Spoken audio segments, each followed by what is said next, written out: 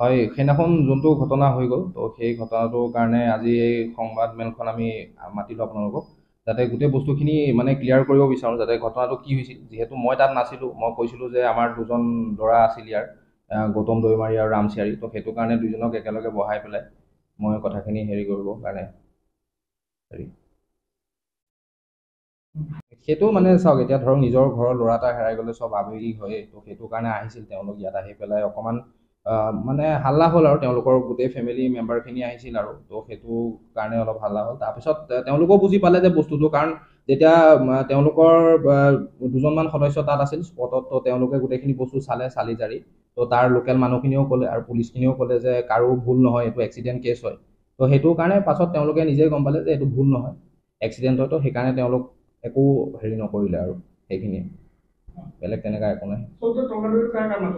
তৰ্কাতৰ্কিটো তেওঁলোকৰ পৰিয়ালৰ মাজত,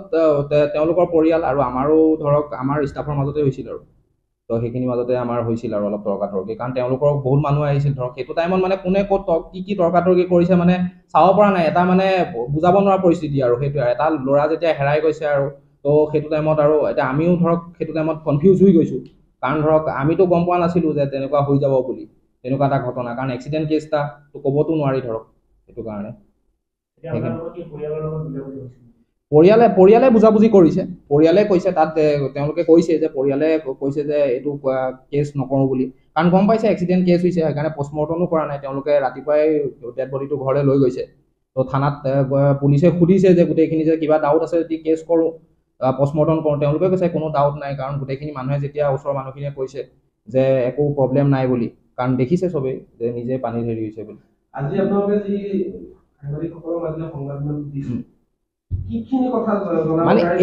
এইটোৱে যে বস্তুটো একচুৱেল যে এইটো এটা এক্সিডেণ্ট হয়, এইটো কোনো কৰোঁ বুলি কৰা নাই, কাৰণ গোটেইকেইটা নিজৰ মনেদিয়ে কৈছে প্ৰথম কথা, আৰু বিকি হৈ গ'ল প্ৰথম কথা, ডিচাৰ্জ পেচেণ্ট হয়, সি পেচেণ্ট নহয়, আৰু ডিচাৰ্জ হোৱাৰ পাছত কোনো অনুমতি নালাগে। এতিয়া ধৰক আলহী এজন ঘৰলৈ আহিলে, আলহীজন ঘৰৰ পৰা ওলাই গ'লে যদি এক্সিডেণ্ট হয়, তো আলহী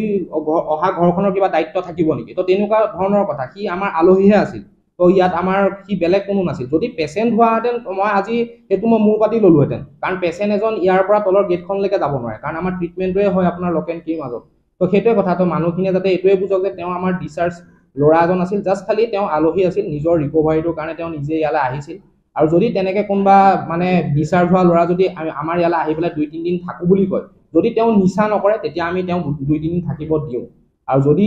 তেওঁ যদি নিচা কৰে, নিচা কৰাৰ পাছত কোনো মানুহ ইয়ালৈ নাহে বাৰু, তো আহিলে তেওঁ পেচেণ্ট হৈয়ে আহে, তো নিচা কৰাৰ পাছত কোনো মানুহ ইয়াত নাহে। তো সেইটোৱে কথা যে তেওঁ